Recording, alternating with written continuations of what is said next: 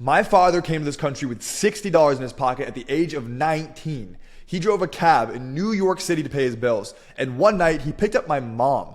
And that single ride changed everything. He married that woman. He built a life from the ground up. He went from a taxi driver to a bank executive with a huge team underneath him. He watched the second plane hit the Twin Towers on 9/11. Not on a screen, but from the street.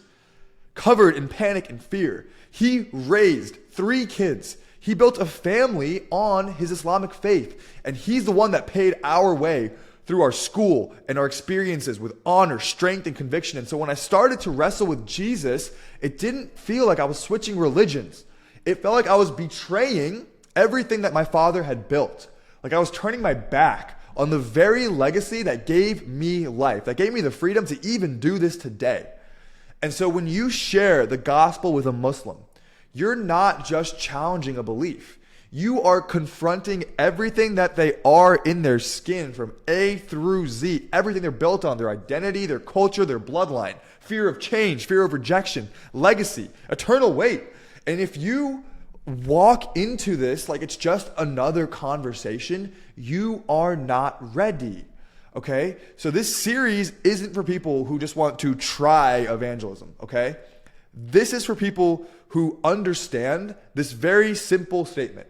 If Jesus is the truth, silence isn't safe. It is selfish, okay? And so you don't need to be a scholar. You don't need to be surrendered. You need to be holy and raw, and you need to be real.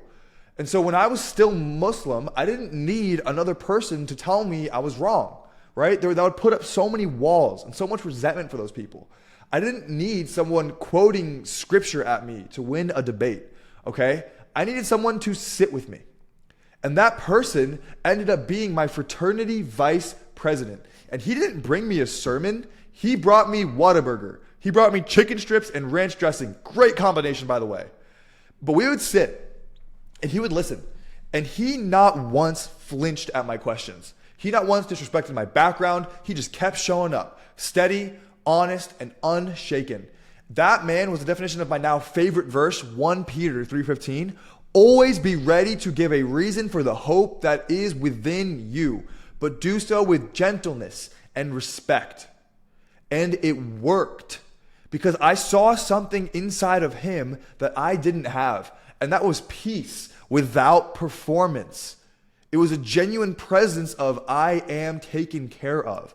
And most Muslims don't reject the gospel because it doesn't make sense. We reject it because we are terrified to our bones that it might be true. And if it is true, we know what it's going to cost. It's going to cost our family's trust. It's going to cost our place in our community that we've sown into for decades. It's going to cost us our name. My name is Sharik Khan. People are surprised to hear I'm Christian. And maybe even our lives in some countries. But I wasn't afraid of the theology. I was afraid of walking away from everything my father had given me and ending up alone. And that's the kind of fear you have to love somebody through. You can't fix it and you can't out-argue it. You just need to be present enough to walk with them through it. And so I want to share a lot of the things that I really was thinking of, the limiting beliefs I needed to let go of to actually get where I'm at today, and what my fraternity vice president, Aaron, did that actually helped me. And so the first thing was I didn't need a lecture, and I definitely did not want a debate. I wanted somebody to ask, and I needed somebody to ask, what was your story, Sharik? What are you really afraid of? What does real peace even look like to you? And nobody ever asked me those questions. Maybe write those down if you're watching this, until one man did. Okay? And that's when the door really cracked open for me. And the thing about me was when I was sport debating these Christians in college, every Christian I met, I was subconsciously and actually very consciously testing them.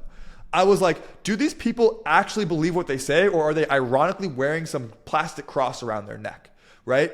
Do they compromise when things get hard? Do they pray when nobody's watching? Because I needed to know, if I give up everything for Jesus, will he really be enough? Will he really be able to provide this life that I've craved so deeply? And if your life doesn't answer that question, your words are not going to land with that Muslim person, okay? And so I knew the rules about it, but I never really felt clean. And so every night when I was begging out to Allah to forgive me, not out of love, but out of fear that I would be dying in my sin, that I would die in my sin. So when somebody finally told me, hey, dude, Jesus didn't come to make you religious. He came to take your shame on himself. That didn't feel like a doctrine. That felt like freedom. As somebody who had been burdened and buried in his sin and buried in his shame, all of a sudden there's a way out and I don't have to do anything to earn it. That sounds like gospel to me. And so if someone had not honored my previous faith, if they had insulted Muhammad or my previous life, if they had insulted who I was, I would have shut that door and I would have locked it for life out of pride. Okay? And even when I had doubts, I still carried loyalty because that's what I was raised in. It's all I knew how to do. And so you don't need to start there with confronting the pain and the fallacy of Islam. You need to start with Jesus. Everything is onto Jesus. Show me the one who forgives his killers. Show me the one who speaks with authority and walks into compassion. Show me the one who looked at me at my lowest point and he didn't even flinch. That is what reached me. And so if you can invite this kind of conversation gently but really boldly into these people's lives, you'll have moments that you can't forget, right? Like I couldn't forget this moment when my fraternity brother looked me in the eyes and said, hey man, if you ever want to read the Gospel of John, I'd be honored to do that with you. And he bought me lunch because of it. So no pressure, no manipulation, just invitation to sit with us. And I didn't say yes right away, but I never forgot that offer. And months later, I took that offer. It planted a seed God would water later. When everything else fell apart, I knew that I didn't have the conviction that I had actually given this the attention it deserved. So let them feel the fire behind your love. And remember that they're not going to want to leave Islam to rebel. And they didn't want to follow Jesus to disrespect their family, right? Like I followed him because I was in the dark. And Jesus really was the one who answered. And when he did, everything that used to terrify me suddenly looked extremely small next to his voice.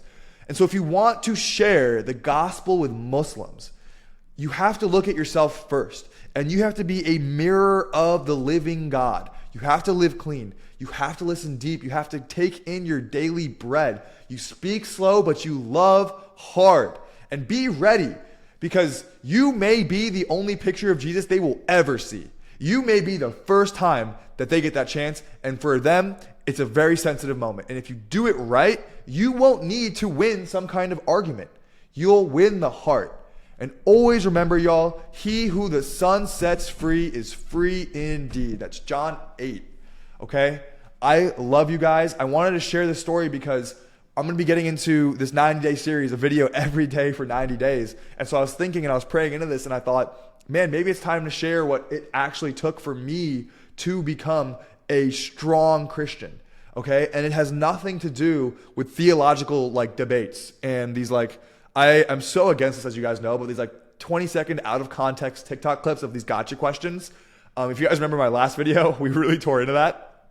But I need you guys to remember that these things are real belief systems and there's real people involved with real emotions and real feelings. And so you cannot take this lightly. You are playing with somebody's salvation. And so for the people who come here on fire to this channel, who do have a deep, deep heart for the Muslim world out there, especially in third world countries, you guys have to understand that there is a real danger. There's a real a threat to their lives when they want to leave Islam. And it not only comes physically, you could physically get punished, but emotionally and spiritually, these people will be absolutely drained if they are not discipled and shared with properly by somebody who could walk with them for years if that's what it takes. Okay? So I wanted to start this video here. I love you guys. Please hit that subscribe button. It's going to be somewhere here on the screen. I wanted to show you guys that because I really want to do this full time, and you guys have been showing me insane support, and God bless you guys and God bless this channel. I love you guys. I'll see you soon.